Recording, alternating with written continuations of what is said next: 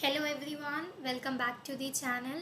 This is Kushi and today we are going to start with Class 6 Science Chapter 4 which is Sorting Materials into Groups. Okay, इस video में हम complete chapter देखेंगे introduction के साथ plus सारे topics को discuss करेंगे and with that NCERT extra questions and unsolved questions. So देख लेते हैं हम क्या क्या टॉपिक्स इस वीडियो में कवर अप करने वाले हैं. ओके, सबसे पहले we are going to cover the introduction, then we have classification का डेफिनेशन देखेंगे क्या है.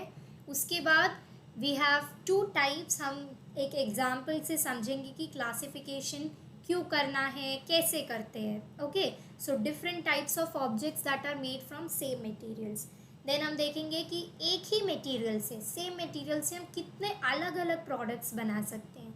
एंड उसके बाद हम देखेंगे कि objects and the materials they are made of. कुछ ऑब्जेक्ट्स लेंगे एंड वो किस मटेरियल से बने हैं. ओके, उसके बाद हम देखेंगे कि natural materials and human made materials के बीच का difference. After that we are going to cover जो इस चैप्टर का मेन पार्ट है, मेन टॉपिक है, that is properties of materials. Materials की क्या क्या प्रॉपर्टीज़ हैं हम वो देखेंगे. So we have 6 properties of materials. We are going to see that appearance, hardness, solubility, floating or sinking materials, transparency, malleability, ductility, combustibility and conductivity. मैंने in last के 4 को एक साथ क्लब कर दिया है एक पॉइंट में, या फिर आपके अलग अलग होंगे तो टोटल किसी किसी की बुक्स में 10 प्रॉपर्टीज़ होंगी या तो ऐसे 6 शो करी होंगी. बट डोंट वरी, हम कवर अप सब कुछ करेंगे. अभी मैं इन प्रॉपर्टीज़ के बारे में ज़्यादा डिटेल से आपको नहीं बता रही हूँ बिकॉज हम लोग डिटेल में पढ़ेंगे जब इस टॉपिक पे आएंगे. ओके, लास्ट हमारा है एनसीईआरटी क्वेश्चन. सारे एनसीईआरटी क्वेश्चंस को सॉल्व करेंगे. उसके बाद कुछ एक्स्ट्रा क्वेश्चंस को देखेंगे एंड लास्ट में मैंने आपके लिए एक बहुत बड़ा सा लिस्ट बनाया है अनसॉल्व्ड क्वेश्चंस का. वो आप लोग सॉल्व करेंगे एंड मुझे कॉमेंट सेक्शन में टाइप करके सेंड करेंगे. ओके, अगर आप ये पूरा वीडियो देखते हैं, कंप्लीट करते हैं with the questions, understanding and then hand to hand आप एक्स्ट्रा क्वेश्चंस, एनसीईआरटी क्वेश्चंस और जो अनसॉल्व क्वेश्चंस हैं उन्हें खुद ट्राई करते हैं, तो I am pretty sure that आपके एग्ज़ाम के लिए, आपके स्कूल एग्ज़ाम के लिए this much will be very very enough. Because हम यहाँ पे बहुत डिटेल में करेंगे एंड अगर आप मेरे साथ करते जाएंगे so it will be very helpful for you. So don't skip any of the part, any of the topics that we are covering. Okay, so let's start with our introduction first. So all objects around us are made of one or more materials. These materials may be glass, metal, plastics, wood, cotton, paper, mud or soil. We can classify the things around us in many ways like living or non-living. So ये various ways हैं हमारे किसके classification के. Living या non living में classify कर सकते हैं, नेचुरल या ह्यूमन मेड में क्लासीफाई कर सकते हैं, लस्ट्रस है, नॉन लस्ट्रस है, सॉलिड है, लिक्विड है, गैस है, स्मॉल है, बिग है, ट्रांसपेरेंट है, ट्रांसलूसेंट है या ओपेक है. सो हमारे अराउंड इतने सारे ऑब्जेक्ट्स होते हैं, उन सब ऑब्जेक्ट्स को हम लोग किसी ना किसी वे में तो एटलीस्ट क्लासीफाई कर सकते हैं. हम बहुत सारे वे में कर सकते हैं बट एटलीस्ट आप एक वे में तो सबको क्लासीफाई कर ही सकते हैं. ओके, तो ये वेज कुछ भी हो सकते हैं. आपके पास कोई ऑब्जेक्ट है, आप उसको कैटेगराइज कर सकते हैं, या तो स्मॉल है या तो बिग है, वो एक कैटेगराइजेशन है. या तो वो लस्ट्रस है या नॉन लस्ट्रस है. लस्ट्रस मतलब शाइनी, शाइनी है या नहीं शाइन कर रहा है, या फिर नेचुरल है या ह्यूमन मेड है, सॉलिड है, लिक्विड है, गैस है. ये so there are many ways, numerous ways of classification. Okay, हम किसी भी वे में क्लासीफाई कर सकते हैं. But in science, in chemistry हम कैसे क्लासीफाई करते हैं वो हम अभी देखेंगे. ओके, सो एग्जाम्पल्स भी है यहाँ पे, like in school the children are grouped in various standards on the basis of their age and knowledge. तो स्कूल में भी आपकी क्लासिफिकेशन होती है. यस, आपके किसी किसी के स्कूल में 5th के बाद they shuffle the students when they are going into 6th grade, right? So 5th में आप लोग जो होते हैं उसके बाद जो आपके different sections होते हैं, like let's say A B C D, तो उसमें क्या है, सब बच्चों को शफल कर देते हैं. कैसे शफल करते हैं? आपकी नॉलेज देख के, राइट? आपने कितना पढ़ा है, कितना आता है, उस टाइप से क्लासीफाई करते हैं। या तो स्ट्रेंथ देख के कि सब क्लासेस में क्या है, इक्वल स्ट्रेंथ होना चाहिए। सो वो सब पे डिपेंड करके आपको क्लासीफाई करते हैं। या तो आप एक और एग्जांपल ले सकते हैं, जब हम छोटे हैं, जब हम स्कूल ज्वाइन करते हैं, तो क्या है, हमारी एज देख के हमें किसी पर्टिकुलर क्लास में, पर्टिकुलर सेक्शन में डाला जाता है, राइट? इट्स नॉट दैट कि आपने स्कूल स्टार्ट किया सीधा ही 10th में पहुंच गए, नो ना। We have to study step by step, and वो स्टेप बाय स्टेप कैसे डिसाइड होता है? हमारा नॉलेज, हमारा एक टेस्ट होता है, written test, when we appear for any school, change करते हैं या एनरोल करते हैं किसी स्कूल में, तो हम टेस्ट लिखते हैं। उसमें पता चलता है कि हमने कितना पढ़ाई किया है, कितना आता है, उसके बेसिस में हमारा एडमिशन होता है। या फिर हमारे age group, like we are very small, nursery KG, वहाँ के एडमिशन्स कैसे होते हैं? On the basis of our age. So we have different criterias for classification. तो एक स्कूल का एग्जाम्पल है, एक और यहाँ पर एग्जाम्पल किसका है? लाइब्रेरी का। So in a library books are grouped on the basis of subject, class, etcetera.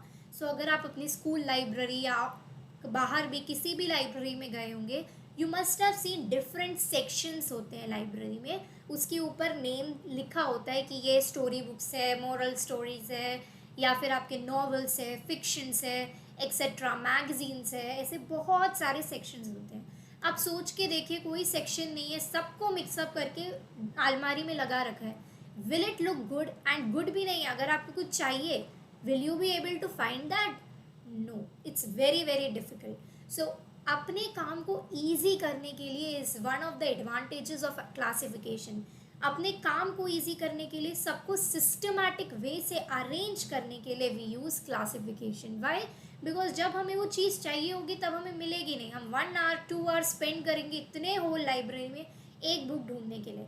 इससे बेटर क्या है, हम उसे अरेंज करते हैं, हम क्लासीफाई करते हैं। तो आपने अपने स्कूल में भी देखा होगा, जब टीचर आपको बुक्स देती हैं या आप उनसे मांगते हैं, फॉर एग्जाम्पल आपको नॉवल चाहिए, तो शी टेल्स यू कि उस सेक्शन में है, या आपको फिक्शन की बुक चाहिए, शी टेल्स यू कि उस सेक्शन में जाइए एंड वहाँ से ले लीजिए।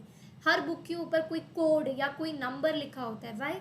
सो that it's easy to find it out. So in सारे वेज के लिए हम क्या करते हैं? क्लासिफिकेशन करते हैं। ओके, नेक्स्ट आ जाते हैं definition, that is very very important. Classification है क्या? So the process of grouping objects based on some known property is called classification. Classification का मतलब क्या है? हम ऑब्जेक्ट्स को क्या कर रहे हैं? ग्रुप कर रहे हैं, ठीक है?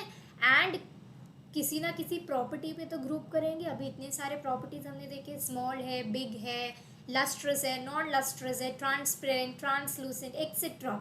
सो ये कोई ना कोई प्रॉपर्टी है। तो इन प्रॉपर्टीज के थ्रू हम ऑब्जेक्ट्स को ग्रुप करते हैं। Okay, so the process of grouping objects based on some known property is what we say as classification. I hope till here it is clear. This was our introduction. अब आ जाते हैं हम different types of objects that are made from the same materials। तो हम क्या देखेंगे कि बहुत सारे ऑब्जेक्ट्स जो एक ही मटेरियल से बने हैं। So we can see a number of products that are manufactured by only one material. So one material से हमें कितने सारे ऑब्जेक्ट मिल जाते हैं, ये तो आप भी जानते हैं। For example would, would say क्या है? चेयर है, टेबल है, प्लो, बुलक कार्ट, व्हील, और भी बहुत कुछ मिल जाएगा आपको, राइट? आपका अलमीरा, एनीथिंग, आपके घर में बहुत कुछ वुड का होगा। So wood is one material, but from one material we get so many different types of objects. Another example is paper. So paper से भी आपके बुक्स होते हैं, नोटबुक्स होते हैं, न्यूज़पेपर्स होते हैं, कुछ पेपर टॉयज होते हैं, मैगजीन्स होते हैं, so many things we are getting, right? Leather, famous is belt and jacket, और भी बहुत कुछ मिलता है, but we say belt and jacket are the most common example of leather. Plastic से तो unlimited example we can give, right? So many things are there. And then cotton is there for clothes, toys, etc. So here we have seen what कि एक material, एक single material से हमें क्या है? different objects मिल रहे हैं। Okay, next we come to objects and the materials they are made of. So we found that objects around us are made of different materials. At times an object is made of a single material. तो कभी ऐसे भी होता है कि एक object क्या है? सिर्फ एक ही मटेरियल से बना हुआ है। Okay, and object could also be made of many materials, और कभी ऐसा भी होता है कि एक ऑब्जेक्ट है बट 100 मटेरियल से बना है, ओके।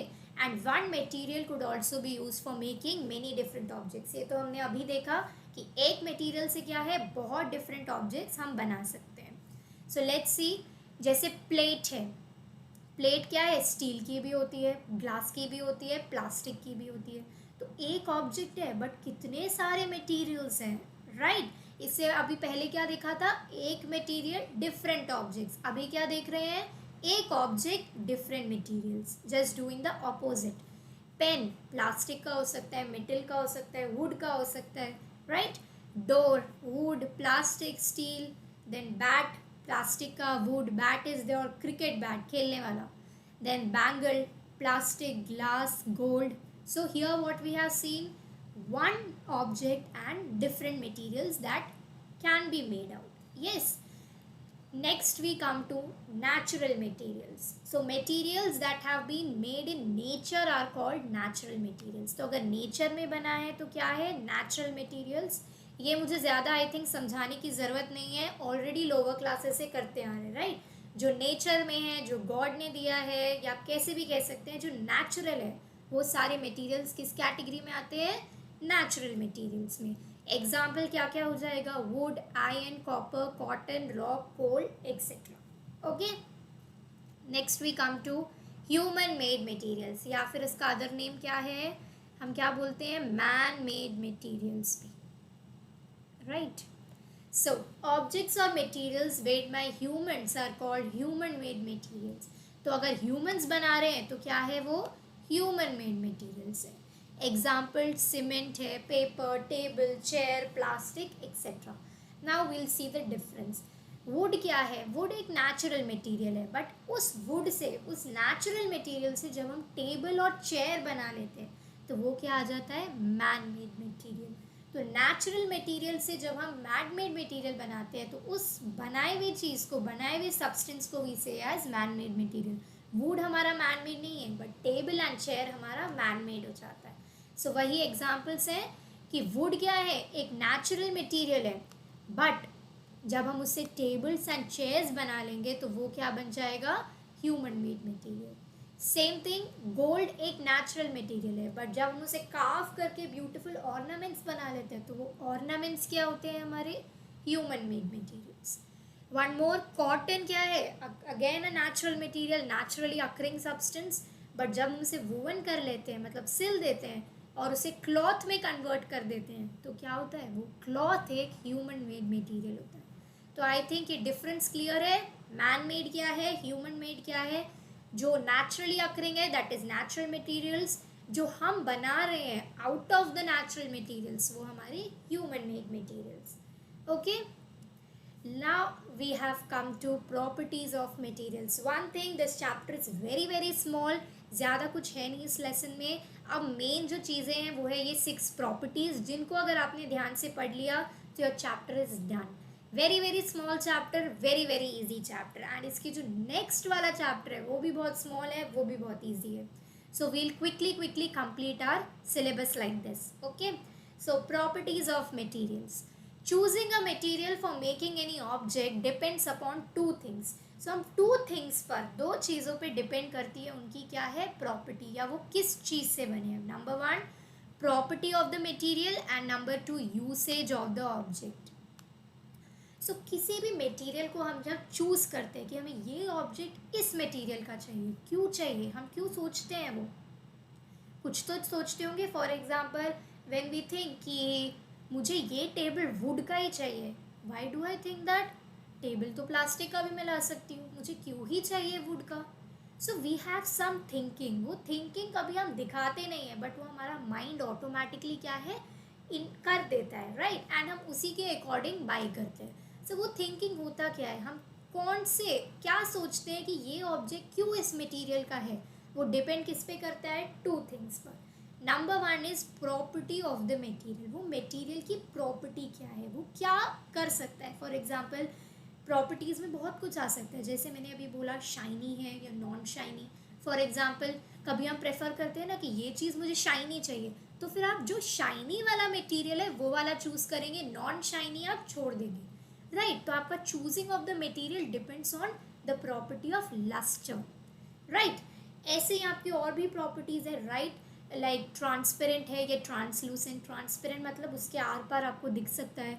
फॉर एग्जाम्पल जब आप विंडो ले रहे हैं, बहुत सारे होते हैं, किसी को चाहिए कि मैं उस विंडो के आर पार देख सकती हूँ तो वो वैसा लेता है, किसी को चाहिए कि मैं देख सकती हूँ, जो बाहर वाला है वो नहीं देखना है, तो दे टेक दैट टाइप। किसी को चाहिए दोनों को ही नहीं देखना है, so they take that type. So there are different different materials जिससे वो एक ऑब्जेक्ट बन रहा है। एंड हम क्या देखते हैं, सबसे पहली चीज़ उसकी प्रॉपर्टी देखते हैं कि वो क्या प्रॉपर्टी पोजेस करता है, ठीक है। Number 2 is usage of the object. अब हम जो ऑब्जेक्ट ले रहे हैं उसका यूज़ कैसे करेंगे, that is also very very important. For example अगर आप टेबल ही ले रहे हैं, अगर आप वो टेबल रखने के लिए ले रहे हैं, स्टूडेंट्स के लिए ले रहे हैं, अपने क्लासरूम के लिए ले रहे हैं, किस चीज़ के लिए ले रहे हैं, क्या पर्पस है आपका, आप उस पर भी डिपेंड करते हैं, राइट। जैसे अगर आपके वो घर के किसी ड्राइंग रूम के लिए है तो हम क्या है, कोई अच्छा सा सुंदर सा अच्छा वाला लेंगे, राइट, बिकॉज उसका यूसेज क्या है, आपके बिल्कुल घर के एंट्रेंस में वो नज़र आएगा। बट इफ़ इट्स कमिंग बिल्कुल साइड में कहीं किचन में या फिर कहीं और, हम बस एज अ पर्पज़ की use for like helping purpose कि हमें कुछ लेना है या बैठना है उसके लिए, तो हम उस काइंड ऑफ लेते हैं, राइट। सो प्रॉपर्टी का यूसेज भी बहुत बहुत इम्पॉर्टेंट है। ये बहुत कुछ होता है। फॉर एग्जाम्पल आप कुछ भी खरीद रहे हैं, क्लॉथ ले रहे हैं, आप अपने लिए खरीदते हैं तो ज़्यादा सेंसिटिव होके खरीदते हैं, राइट, मुझे ये चाहिए वो चाहिए।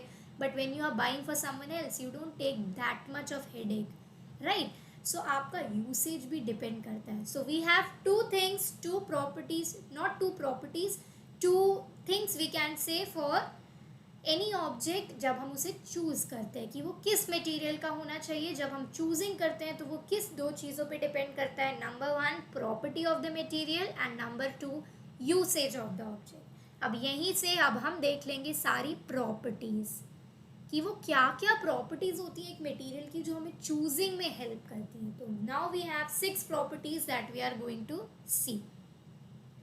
Number 1 is appearance.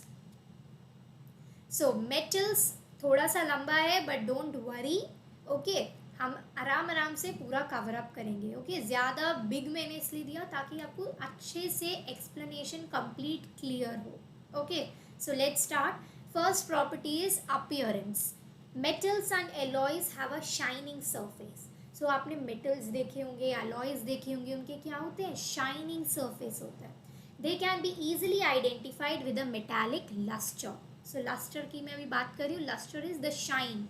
तो उनके शाइन से ही आप पता लगा सकते हो ये मेटल है, राइट, क्योंकि वो इतना शाइन करता है, इतना लस्टर होता है उसके अंदर, that we like it. So when light falls on the surface of metals they reflect it and thus shine. अब ये शाइन करते कैसे हैं, ये शाइन करते हैं जब उनके ऊपर लाइट फॉल करती है। सो मेटल्स के जब सरफेस पे कभी भी लाइट फॉल करेगी तो वो क्या है, शाइन करते हैं, ओके।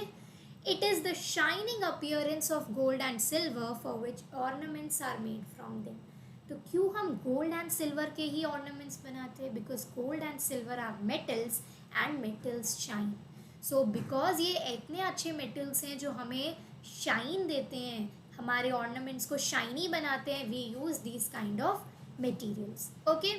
अब बात कर ली हमने मेटल्स की, अब नॉन मेटालिक मटेरियल्स कैसे होते हैं। So non metallic and other materials क्या होते हैं, like for example paper, cloth, leather, wood, ये सब के क्या होंगे, रफ सर्फेसेस। तो ऑपोजिट है मेटल्स के शाइनी सर्फेसेस, नॉन मेटल्स के रफ सर्फेसेस। एंड क्योंकि रफ सर्फेसेस हैं तो ये शाइन नहीं करते हैं, okay. I hope these two things are clear. One more will just revise.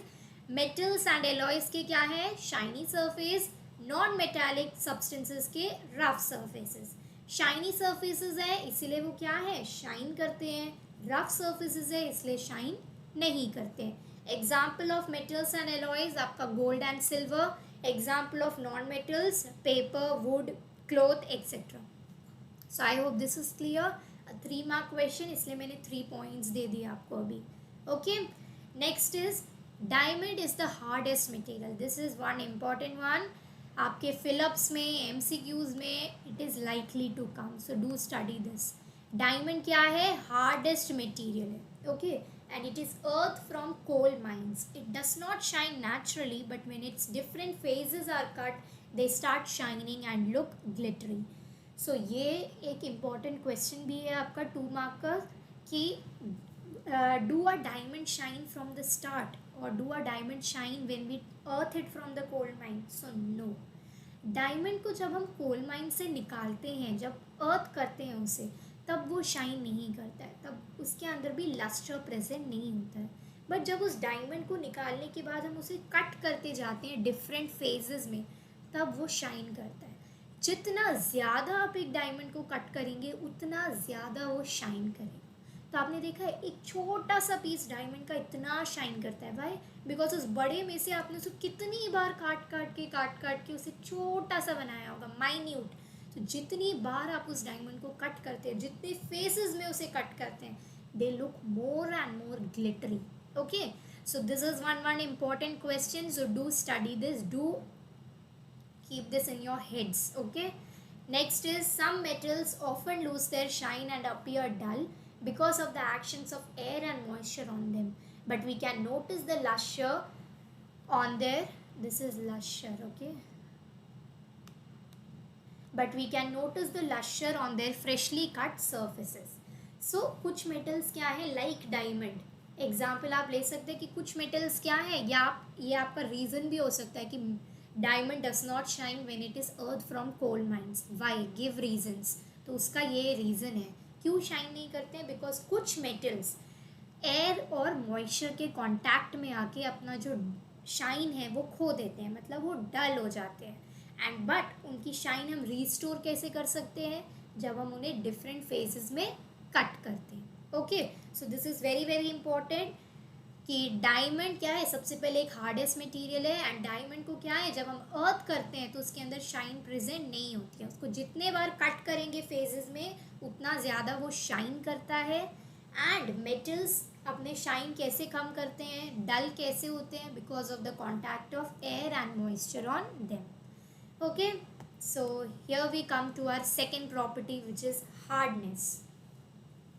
When you press some objects, they feel hard, but some objects feel soft. We can easily scratch some materials, while some others cannot be scratched so easily.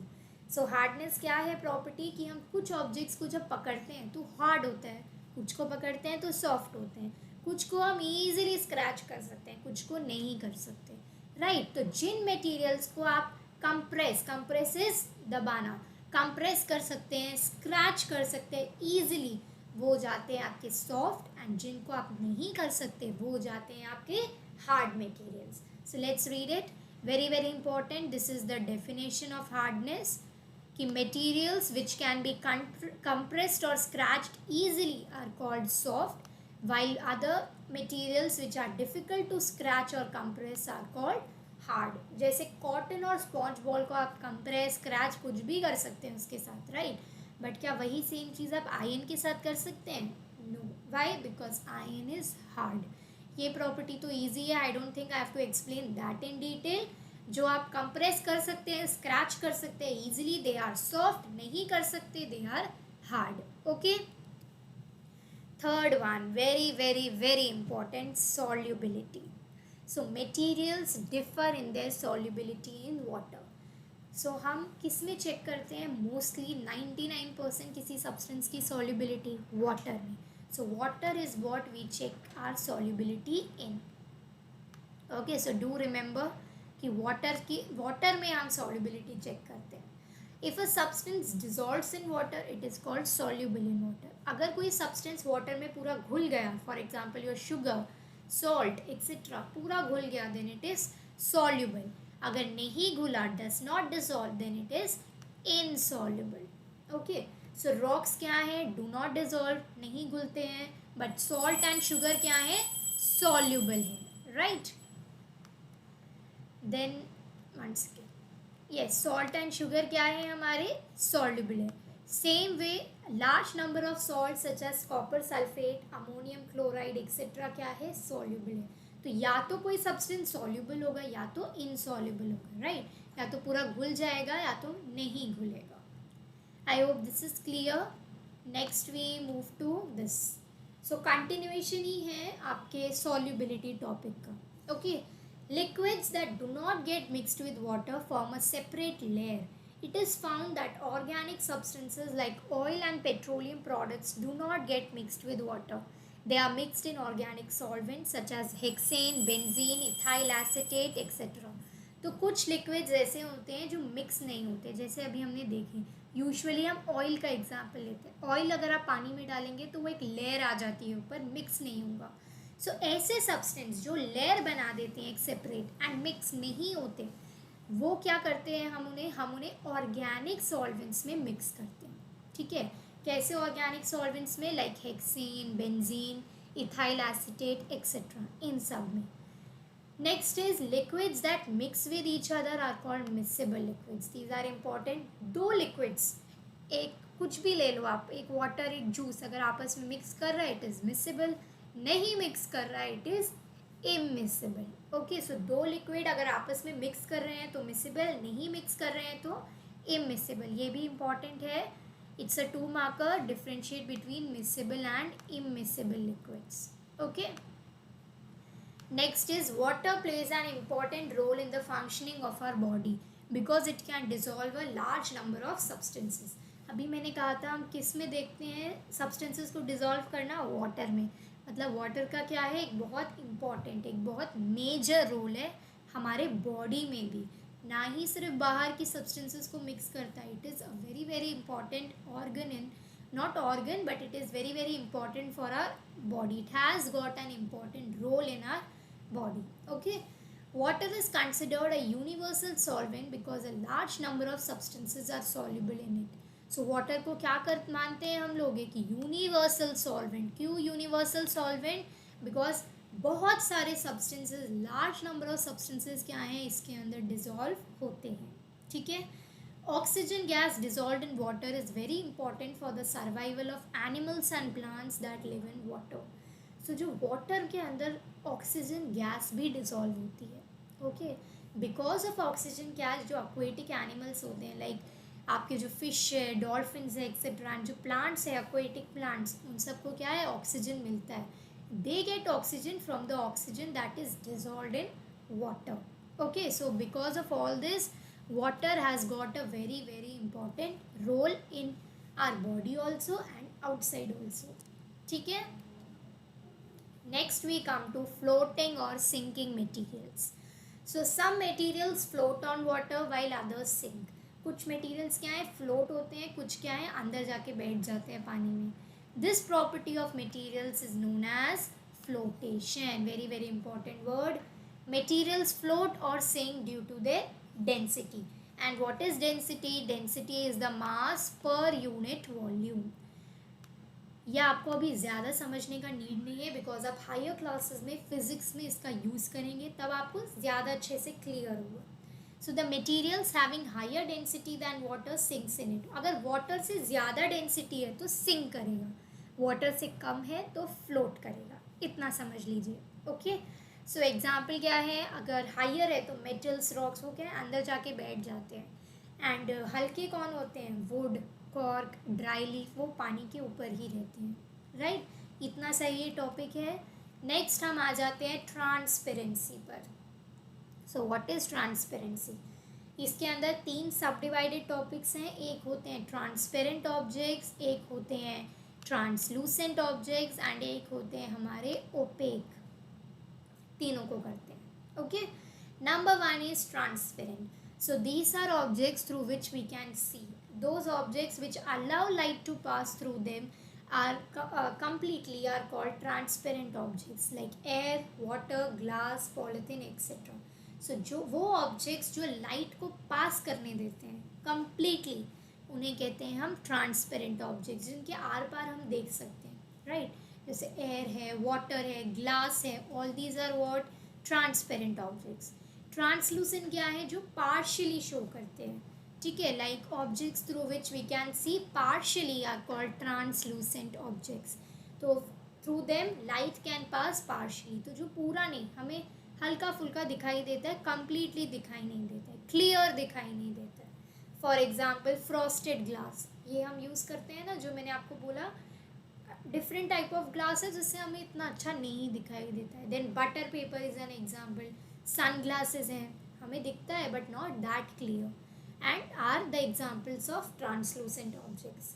Next we have opaque objects. Opaque objects are the objects through which we cannot see are called opaque objects. So जिनसे आप बिल्कुल भी नहीं देख सकते, completely नहीं देख सकते, that are opaque objects. तो इनसे लाइट बिल्कुल भी पास नहीं होती है. And examples are metal, stone, wood etcetera.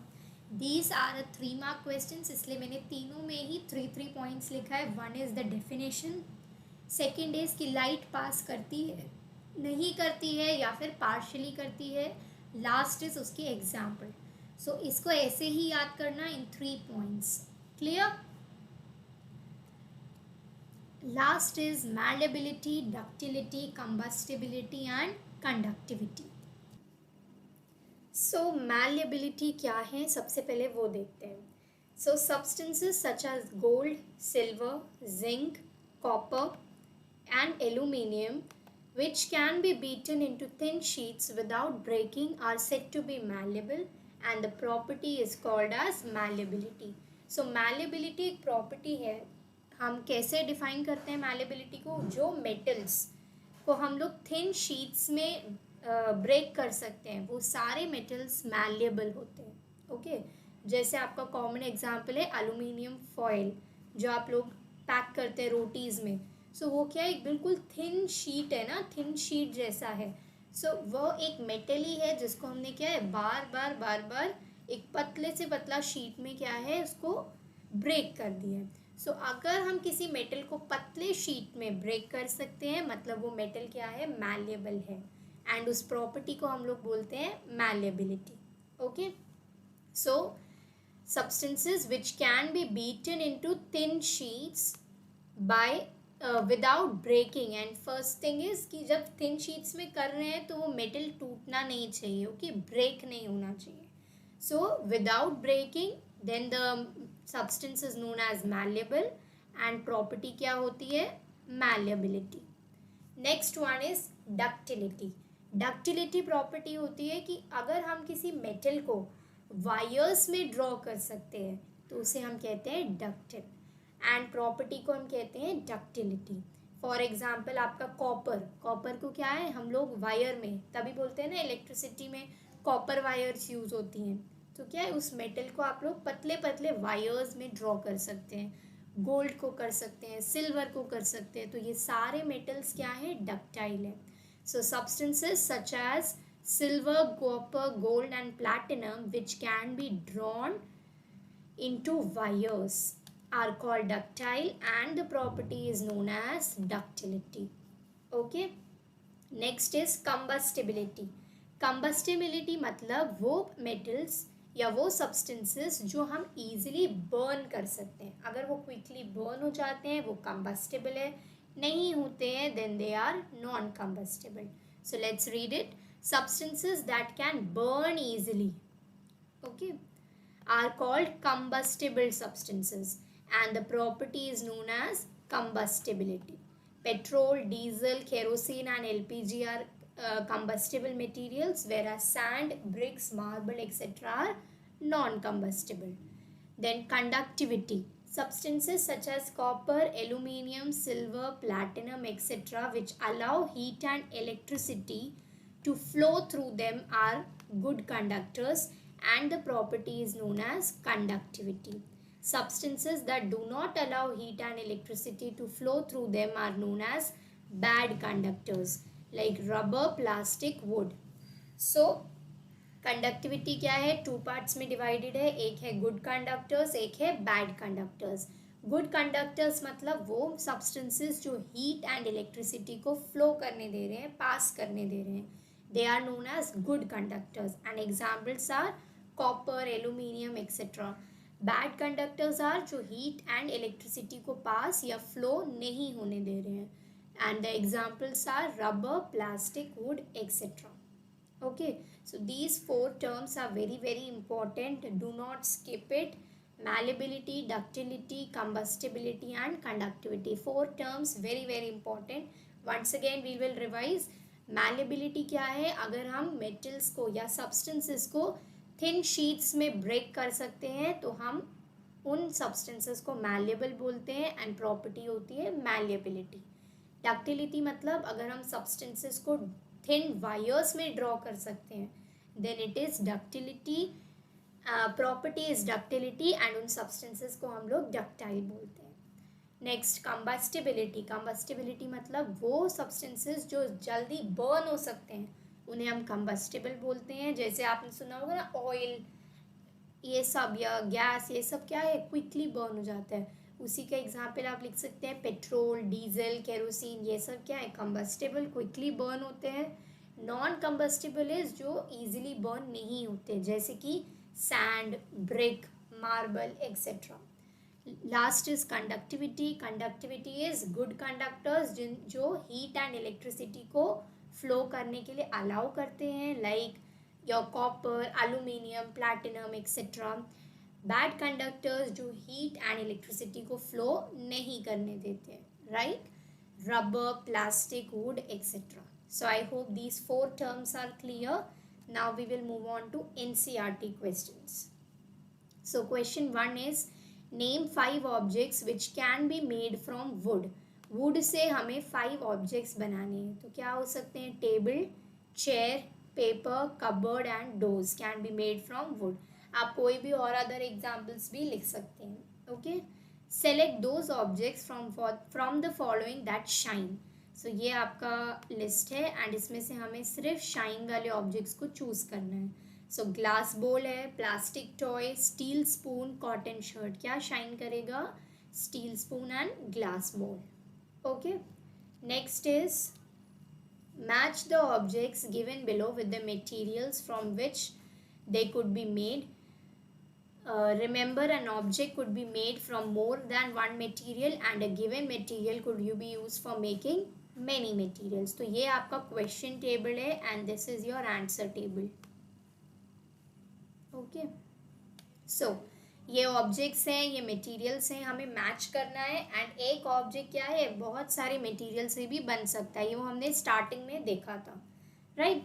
So book, paper, tumbler, glass, chair wood का भी हो सकता है, प्लास्टिक का भी, टॉय प्लास्टिक भी, वुड भी, शूज लेदर या plastic. So this is your answer. Okay, next we move on to the next question, which is state whether the following statements given below are true or false. So first one is stone is transparent while glass is opaque. क्या stone transparent है, stone से आप are पार देख सकते हैं अगर आप सामने रखें, no. and glass opaque है, no. glass से हम आर पार देख सकते हैं, glass is transparent and stone opaque है, so this is false. Second one, a notebook has luster while an eraser does not. क्या नोटबुक में लश्यर होता है एंड इरेजर में नहीं होता, again false. Chalk dissolves in water, water लूंगी और उसमें चॉक का पीस डालूंगी, क्या वो डिजॉल्व हो जाएगा, नो।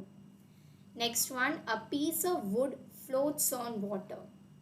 सो वाटर है एंड उसमें आप पीस ऑफ वुड डालेंगे तो क्या वो फ्लो करेगा, फ्लोट होगा, यस, ट्रू, ठीक है। Sugar does not dissolve in water, ये फॉल्स है, शुगर क्या है, इजीली डिजॉल्व हो जाता है वाटर में। ऑयल मिक्सेस विद वाटर, ये भी रॉन्ग है, हमने देखा था कि ऑयल क्या है, एक सेपरेट लेयर फॉर्म कर लेता है अगर हम वाटर के साथ मिक्स करते हैं तो। Then sand settles down in the water, this is true, sand क्या है, सिंक हो जाता है, हमने देखा था ये भी। Then vinegar dissolves in water, this is also true. So I hope true false is clear. Next we come to question number 5, which is given below are the names of some objects and materials. Water, basketball. Okay, so these are your what? These are your words as your question. Okay, इनको आपको categorize करना है। Water है, basketball, orange, sugar, globe, apple and earthen pitcher. Group them as round shaped या other shapes के में and edibles या non eatables.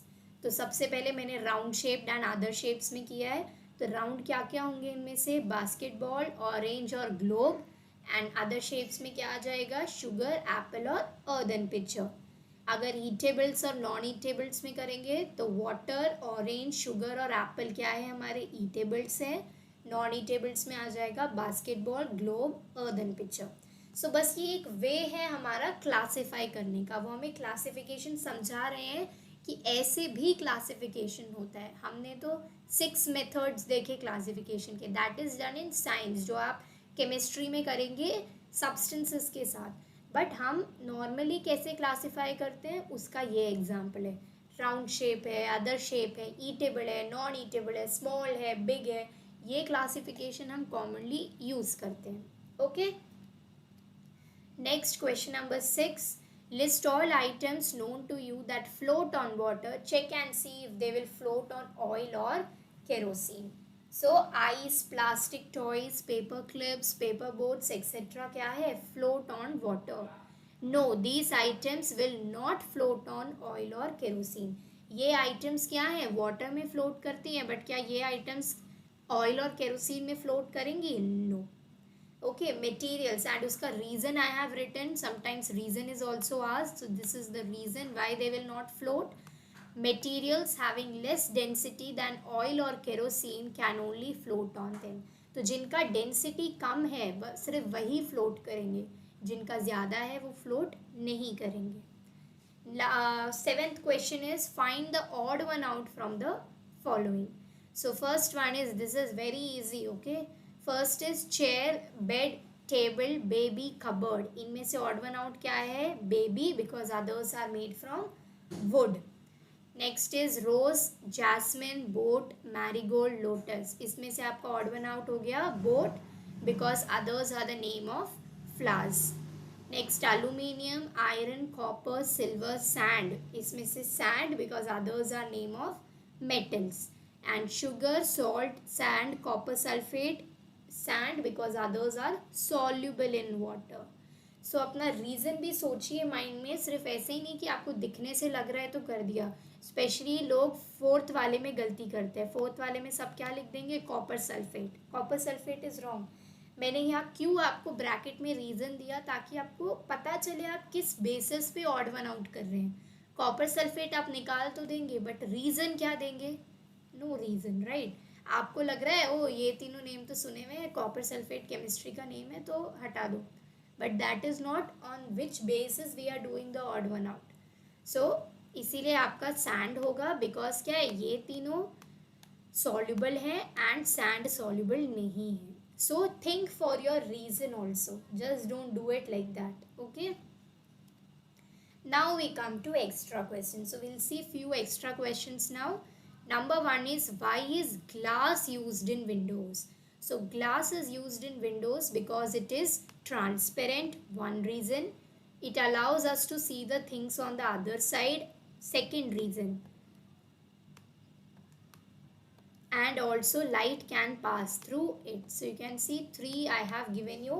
Transparent है, हमें दूसरे साइड अलाउ करना, ट्रांसपेरेंट है इसीलिए, उसी का रीज़न है ट्रांसपेरेंट का ही, कि ट्रांसपेरेंट है इसीलिए क्या है, ये हमें दूसरे साइड देखने के लिए अलाउ करता है। एंड थर्ड इज लाइट को पास होने देता है। Second is name 2 properties by which metals and alloys can be differentiated from non metals. Metals and alloys को नॉन मेटल से किन प्रॉपर्टीज पे डिफ्रेंशिएट कर सकते हैं। So malleability and ductility, very very important. Malleability and ductility are the 2 physical properties by which metals and alloys can be differentiated from non-metals.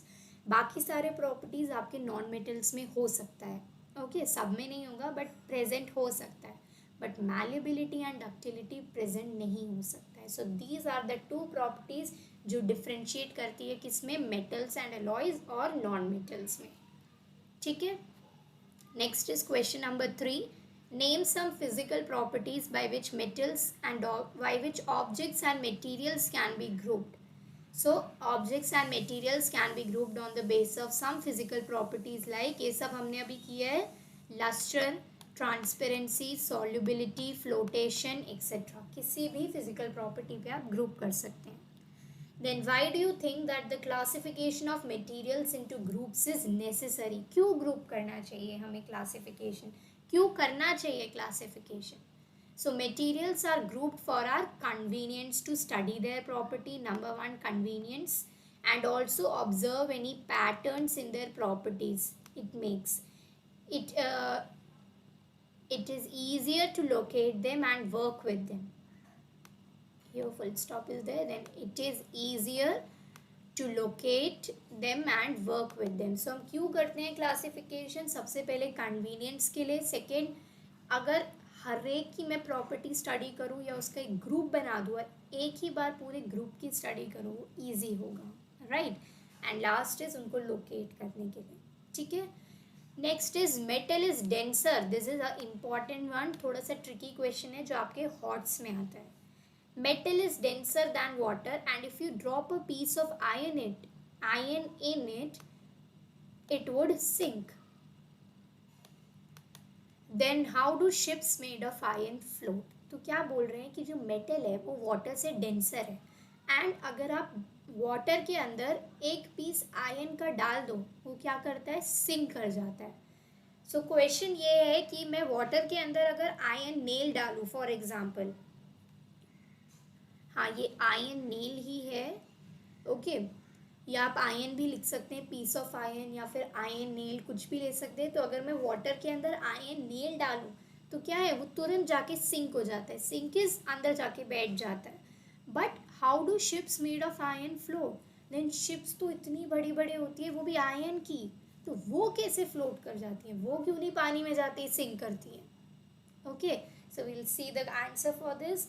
The density of iron is more than the density of water. So no doubt iron का density क्या है? water से ज़्यादा है. So the weight of iron is in what? So the weight of iron is more than the weight of water displaced by it, and the nail sinks. So it is saying correct कि iron का weight ज़्यादा है पानी से, इसीलिए क्या है? वो sink कर जाता है. Okay, and the nail sinks. While the shape of an iron ship is made in such a way that it displaces more weight of water than its own weight. So क्या बोल रहे हैं? हम ज़्यादा detailing में नहीं कर रहे, बट हमने आंसर भी दे दिया कि जो आयन की जो शिप होती है उसको इस तरह से बनाया जाता है कि वो अपना वेट वाटर में नहीं डिस्प्लेस करती है. वो किसका वेट करती है? वाटर का वेट डिस्प्लेस करती है. ठीक है. तो जब बड़ी सी कोई शिप पानी में जाती है तो वो अपने से ज़्यादा वाटर का डिस्प्लेस करती है, तो वाटर का वेट हैवी होता है और आयरन शिप का वेट कम रह जाता है, इसीलिए वो सिंक नहीं करती है. ठीक है. Next is why is copper chosen to make electric wires and will you use silver for the same purpose? So copper metal is use for making electric wires because it is highly ductile. ये हमने पढ़ा था in nature, and is a good conductor of electricity. Good conductor of electricity मतलब अगर उसके अंदर से electricity pass करेगी तो वो ईजिली फ्लो करने देगा. हमने अभी गुड कंडक्टर्स बैड कंडक्टर्स पढ़े थे, राइट. हीट एंड इलेक्ट्रिसिटी को जो पास करने देते हैं वो गुड कंडक्टर्स हैं. We don't use silver for the same purpose as it is an expensive metal when compare to copper.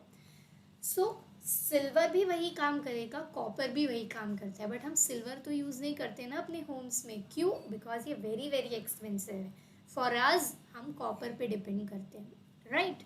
सो वही डिफरेंस है, वरना सिल्वर भी सेम ही काम करता है, एंड सिल्वर तो कॉपर से भी अच्छा आपका इलेक्ट्रिसिटी का गुड कंडक्टर है एंड हाईली डक्टाइल है. Okay, but we use copper because silver is very expensive.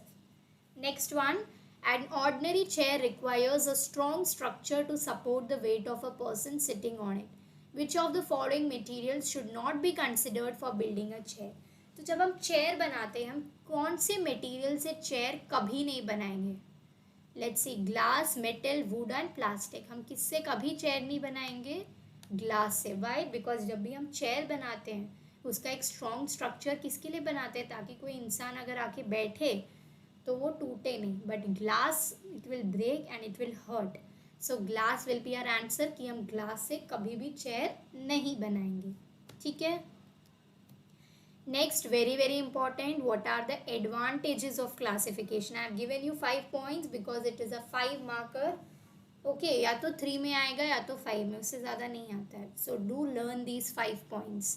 So classification is important because of the following reasons. Number 1 is classification of the objects helps in their easy identification. अगर मैं classify कर देती हूँ तो ये मेरे लिए easy होता है किसमें, आइडेंटिफाई करने में. Then classification helps in the sorting of objects. Sorting is उन्हें अलग अलग करना, ग्रुप में बनाना. Otherwise things gets mixed up. मैंने लाइब्रेरी का भी एग्जाम्पल दिया था, सब कुछ मिक्सअप हो जाएगा. उससे बेटर है आप सबको अलग अलग कर दीजिए, सॉर्ट कर दीजिए. क्लासिफिकेशन हेल्प्स इन लोकेटिंग थिंग्स. हम क्या है, जब सॉर्ट कर देते हैं तो क्विकली क्या है, लोकेट कर पाते हैं. Classification makes the study of different objects easy and more meaningful rather than studying each object separately. तो ये बहुत इंपॉर्टेंट है. मान लो मेटल्स तो इतने सारे होते हैं, अब मैं एक एक मेटल के बारे में आपको पढ़ाती, उससे अच्छा मैंने क्या किया, मेटल्स को 6 प्रॉपर्टी में डिवाइड कर दिया. राइट. अब आपने ट्रांसपेरेंसी एक बार में ही पढ़ लिया कि जितने भी मेटल लस्टर होंगे या नॉन लस्टर होंगे अकॉर्डिंगली. अब एक एक मेटल को पढ़ते, उससे अच्छा कलेक्टिवली एक बार में पढ़ लिया, वो ज़्यादा इजी है. Same for every property, collectively आपने पढ़ लिया कि ये है, ये है. वरना आपको एक एक मेटल को स्टडी करना पड़ता. सो क्लासिफिकेशन क्या करता है, हमारा काम भी रिड्यूस करते हैं. हम क्या है, ग्रुप में एक बार में समझ लेते हैं rather than individually doing it. अलग अलग नहीं करना पड़ता है. ठीक है. Last is classification of objects into groups helps in understanding them. If we know the properties of any one member of the group, then we can get an idea of the properties of other members. अब classification एक और काम में help आती है. जैसे हम क्या है, इतना कुछ याद करना होता है, हम भूल जाते हैं. राइट. इसका ये है, इसका वो है, वी फॉरगेट. सो क्लासिफिकेशन से क्या होता है, अगर ग्रुप है, आपको अगर एक की भी प्रॉपर्टी याद है, आप वही सेम प्रॉपर्टी बाकियों पे इम्प्लाई कर सकते हैं. राइट. जैसे अगर आपको पता है कि ये सारे मेटल्स डक्टाइल हैं, for example copper, silver etcetera, तो अगर आपको कॉपर की प्रॉपर्टी याद है तो आप वही सेम सिल्वर पे भी लगा सकते हैं, बिकॉज दोनों ही किस ग्रुप में आ रहे हैं, डक्टाइल में. राइट. सो ये क्या करता है, हमारे काम को भी ईजी करता है, हमारी लर्निंग को भी ईजी करता है, बिकॉज हम एक बार प्रॉपर्टी याद करके वो सब मेटल्स पे वही यूज कर सकते हैं. ठीक है. Question number 9 is define the following terms. So classification, the arrangement of materials or things into different groups or classes on the basis of their common properties is known as classification. Then we have materials. A substance used in making different objects is known as a material. Materials can be natural or man-made. Solubility. Solubility is defined as the property to dissolve completely in water. 10th question is define soluble, insoluble substances and solubility. The substances which dissolve in water are called soluble substances. For example, salt, sugar. मैं अभी नहीं समझा रही हूँ because ये सब मैंने आपको डिटेल में ऑलरेडी समझा दिया है. Right. The substances which do not dissolve in water are called insoluble substances. And the property of a substance due to which it dissolves in water is called as solubility. ठीक है. Question number 11. Why do you think oxygen dissolve in water is important for the survival of aquatic animals and plants. ये हमने किया था. सो जो भी आपके notes में मैंने आपको स्टार्टिंग में दिया है वही सबसे मैंने क्वेश्चन अभी पिक करके बनाया है. सो ताकि आप वो एक साथ पूरा याद करें, कुछ भी इम्पॉर्टेंट भूल जाए उस टाइम पर, तो मैंने आपको इसलिए क्वेश्चंस में भी दे दिया ताकि आप यहाँ पर एटलीस्ट वो याद रख लें. ठीक है. So dissolved oxygen is available to animals and plants for respiration and survival. तो यही मैंने बोला था. aquatic plants, aquatic animals कैसे ऑक्सीजन लेते हैं, जो वाटर में डिजॉल्व होता है वहाँ से ऑक्सीजन लेते हैं. क्यों लेते हैं, उनके सर्वाइवल के लिए, रेस्पिरेशन के लिए. Right. A man needs to gather materials to build a vessel to help him leave island. What is the most important property of materials he needs to consider? कोई मैन एक vessel या एक ship बना रहा है, ऐसे सोच लीजिए आप. वेसल की जगह a man needs to gather materials to build a ship. Let's say ship बना रहा है एंड उसको क्या है, आइलैंड से दूसरे आइलैंड पे या दूसरे जगह पे जाना है. तो वो कौन से प्रॉपर्टी को देखेगा सबसे पहले, कि वो पानी में फ्लोट कर पा रहा है कि नहीं. राइट. अगर वो शिप तुरंत ही सिंक हो गया तो इंसान पहुंचेगा, no. So the main property is to see that whether the object is able to float in water or not. Okay. With this we have completed our NCERT plus extra questions. अब ये हैं आपके unsolved extra questions, बहुत सारे हैं। जितने भी आपके मेरे को एनसीईआरटी, आपके एग्जाम्पलर एंड एक्स्ट्रा बुक, जहाँ से भी जो भी मिला, I have put everything here, ताकि आप कुछ भी स्किप ना कीजिए। So a long list of extra questions you can see, yes, and so total like this 24 are there, right? सो आप वीडियो को पॉज करेंगे एंड ये एक एक एक्स्ट्रा क्वेश्चन सॉल्व करेंगे। This is what I want from you guys, okay? Because अगर आपने ये सब कुछ सॉल्व कर दिया ना एक बार, so you are done with your lesson, you are done for your exam too, okay? Because यहाँ तक करना इज़ फुली ठीक है आपके एग्ज़ाम के लिए। बिकॉज पहले कॉन्सेप्ट समझना, एनसीईआरटी फर्स्ट करना, उसके बाद एक्स्ट्रा, एंड ये अनसॉल्व अगर आप खुद सॉल्व कर पाते हैं, ओके? सब कुछ मैं अगर आपको सॉल्व करके दूंगी तो स्पून फीडिंग हो जाएगा, राइट?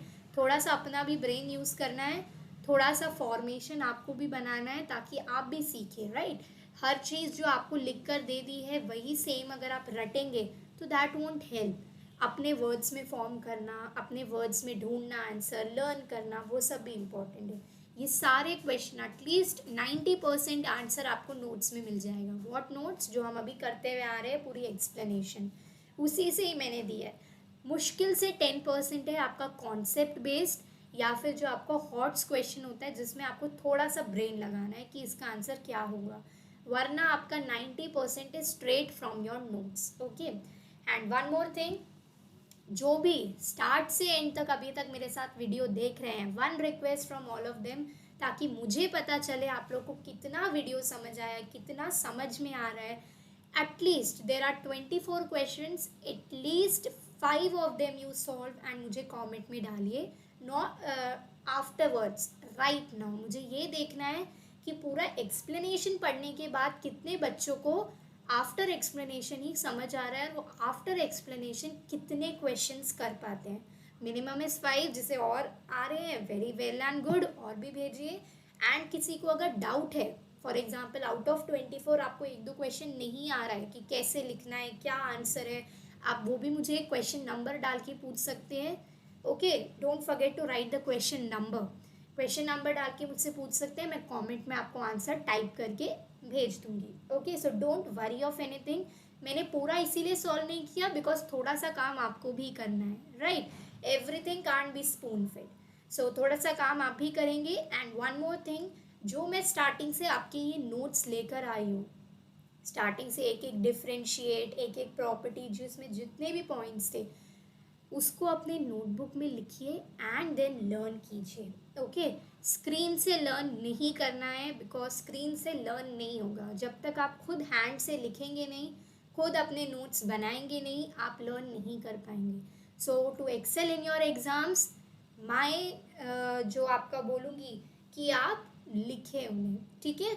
सो नोट्स को लिखिए, क्वेश्चंस को सॉल्व कीजिए, एंड मेरी वीडियो को अपने और भी फ्रेंड्स तक शेयर कीजिए, सपोर्ट कीजिए चैनल को, so that we can also grow, right? And if any doubts in any of the concepts, you can ask me through the comment section. I'll surely reply to that, okay, whenever I get time. But मैं पूरी कोशिश करूँगी कि मैं आपके comments का reply करूँ, ठीक है? So that's it for today. I hope सबको वीडियो समझ में आया होगा। ये अनसॉल्व क्वेश्चंस को स्किप बिल्कुल मत कीजिए, बिकॉज बहुत इंपॉर्टेंट क्वेश्चंस मैंने इस तरह डाले हैं। कुछ 5 मार्कर्स 6 मार्कर्स भी हैं, सो स्किप नहीं करना है ये सोच के कि ओ ये तो लिस्ट है बस क्वेश्चंस का, आपको खुद सॉल्व करना है, ठीक है? जो नहीं आ रहा है वो मुझसे पूछेंगे, so do it, okay? And अच्छे से समझना है कॉन्सेप्ट को। नहीं आ रहा है कुछ, वापस रिपीट में एक बार जाकर देखिए, उसके बाद भी नहीं आ रहा है तो मुझसे कमेंट में पूछ लीजिए, ठीक है? मोस्ट आंसर्स जो मैंने आपको कहा नोट्स में ही आपको मिल जाएंगे। So with this we are ending this video, but do tell me how much you like the video, okay? Bye.